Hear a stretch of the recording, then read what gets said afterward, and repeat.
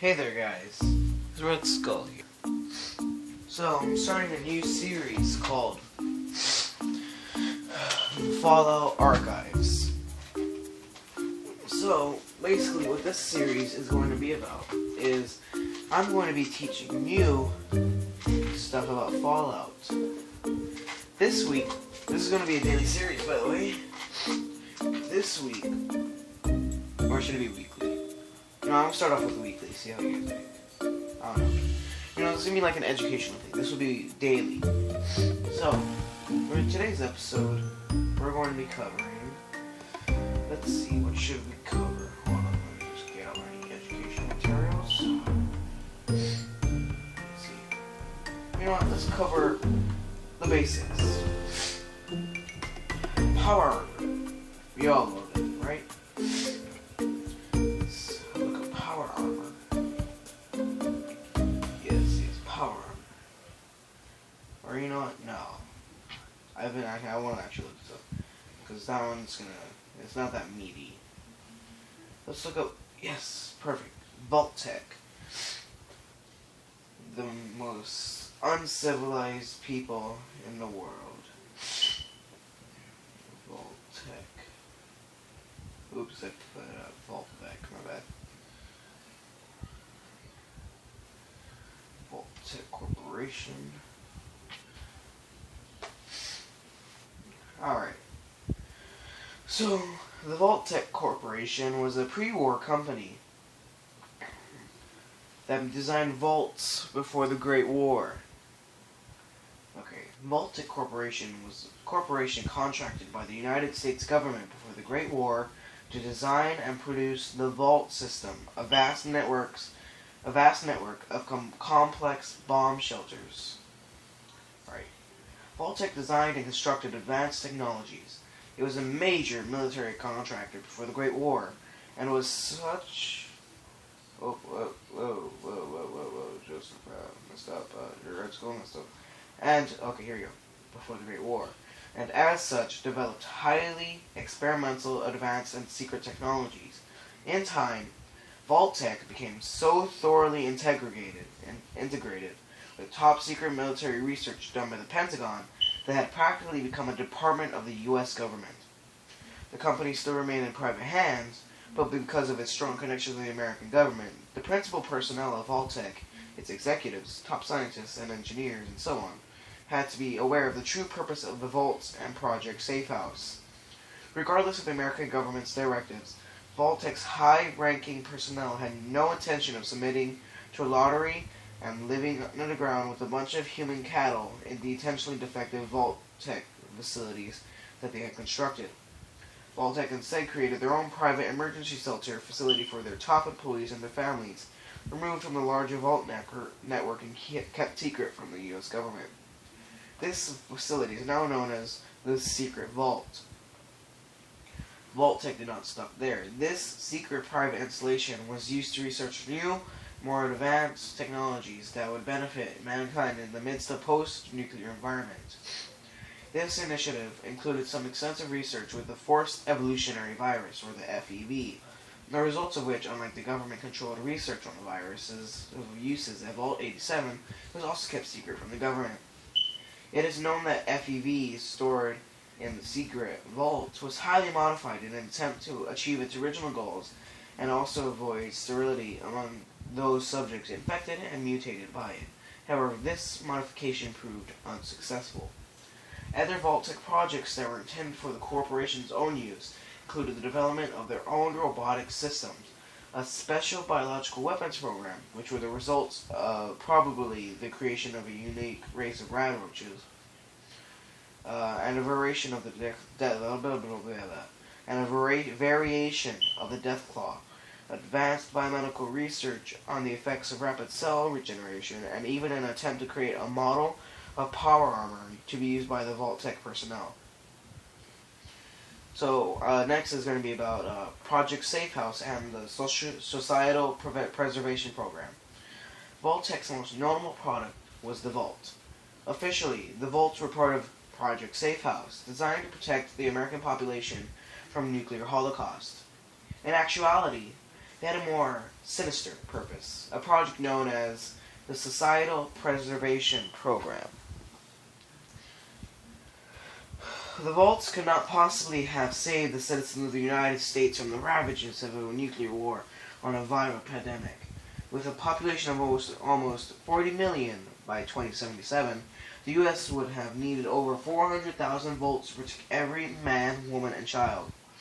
Vault-Tec was commissioned by the American government to build only 122 such vaults.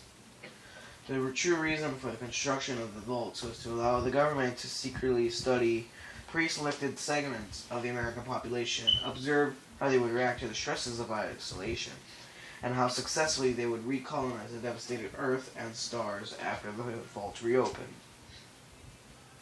In addition, most vaults were designed to conduct often immoral experiments on live human test subjects. Yup. The purposes and experiments carried out at each vault varied. They included the use of FEV on an unwitting test population, which was Vault 87, the development of super soldiers, which was in Vault 92, the creation of an entire population of human clones in Vault 108. Vault 101 was subject to a never be open policy. The inhabitants were never going to be allowed to leave. The frequent use of psychoactive drugs in Vault 106. The extended use of virtual reality simulating our population in Vault 112, and so on. This project was the work of the Enclave, a secret shadow organization of federal officials and corporate executives. They used the Vault-Tec company to set up this. Sorry guys, I'm a little sick. And then I'm getting a stuffy nose. To set up this sinister experiment. The Enclave considered themselves prime candidates for recolonizing the world after a nuclear holocaust, and to this end commissioned the construction of their own shelters, isolated from the Vault network. The results of the Vault experiments were intended to help prepare the Enclave for either recolonizing Earth or colonizing another planet if Earth turned out to be uninhabitable. The experiments were monitored by Vault-Tec researchers in separate facilities, sometimes select Vault inhabitants. Frequently, they were the overseer. They were aware of the nature of the experiment and also gathered data. The experiment may be considered a success in terms of the data collected, and data was that much more important to Vault-Tec and Enclave scientists than a few 100,000 lives. Perhaps they felt that the trade-off was mutual, as most of the vault holders would have died anyway if not for the vaults. Although the vaults were supposedly designed with longevity in mind, many vaults had insufficient resources and are in dire need of repair. It is uncertain whether or not the Vault-Tec vaults were actually supposed to malfunction as they did, or whether they were deliberately ill-constructed. It seems that the company may have focused its resources primarily on the experimental vaults, leaving the control vaults with inferior materials and little chance of survival. This may be why there were recurring problems with the water chips. Or it may be that over time, certain pieces of technology simply wore out and broke. In many cases, such as Vault 3, the community's fate is decided by a single malfunction.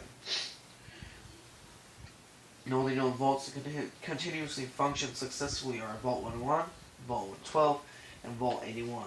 Their vault experiments were intended to continue indefinitely. Vault-Tec's own products were the vaults, equipment and supplies for the vaults. The Garden of Eden Creation Kit, or the GEC, was developed by FutureTech, a division of Vault-Tec. There's also a Vault-Tec vending machine. I like that one. The Vault-Tec assisted targeting system, also known as VATS, which helps you target things and able to shoot off limbs, which is pretty awesome. The Vault-Tec toaster. The Vault-Tec promotional lunchbox. I actually have one of those. No, I did not get it from a post-nuclear wasteland. I got it from GameStop. It was a gift. Vault-Tec t-shirts. That is actually pretty cool. Vault-Tec golf tees. Not as cool. Vault-Tec promotional Vault Boy bobbleheads. Now, I want those. I want every single one of those, but they're so freaking expensive. Vault-Tec bobblehead collector set. Oh, that was so awesome. It was still what it was like in the game. The Vault-Tec limited edition snow globes. That also sounds pretty awesome. The Zax AI units, which were in Fallout 3. President John Henry Eden was a Zax computer. They're the survival handbooks, including the Vault Dweller Survival Guide. I also want that, but it's so expensive because it's a collector item. There's also the Vault-Tec Employee Handbook. I don't know if that's actually a real thing, because I would actually want that. And there's also Tranquility Lane Simulation. I have no idea what that is. Known locations, there's the Vault-Tec National Headquarters, located in near their demonstration vault in Los Angeles. They have at least 2 regional headquarters, one for the Columbia Commonwealth in Washington, D.C., and a second for the New England Commonwealth in Boston. I actually explored that one. That one's pretty cool. There's a lot of rules, though. And what were they? Mongrels, or whatever. Known employees that work for Vault-Tec. There's Albert Laris, which was the first overseer of Vault 106. There's Bailey, which was a scientist in Vault 22. Benison, which was a physician in Vault 92.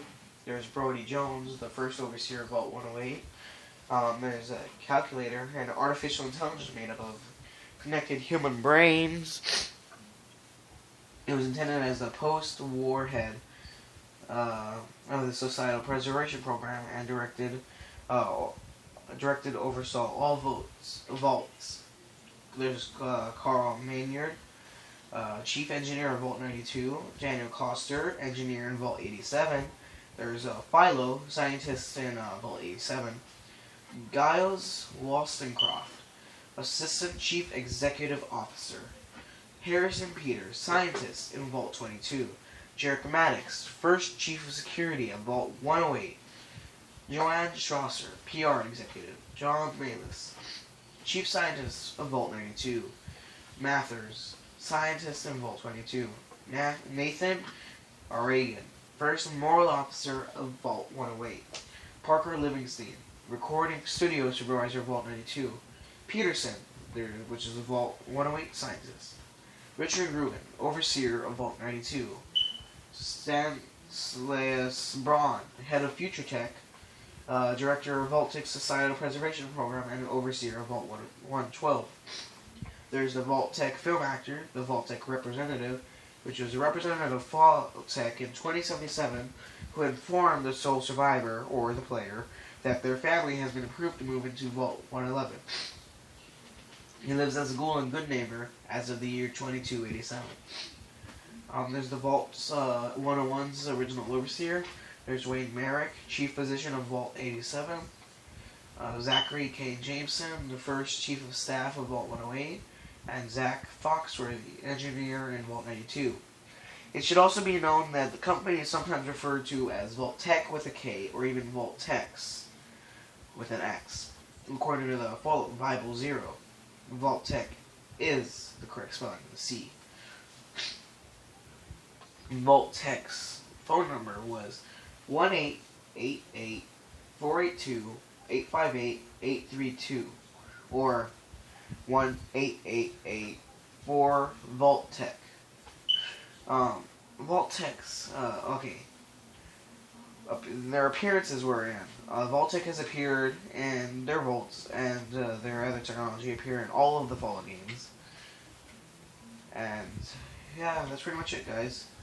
Tell me what you think of this new series. I'd like to hear your feedback. But until then, I'll see you all guys next time. Pew!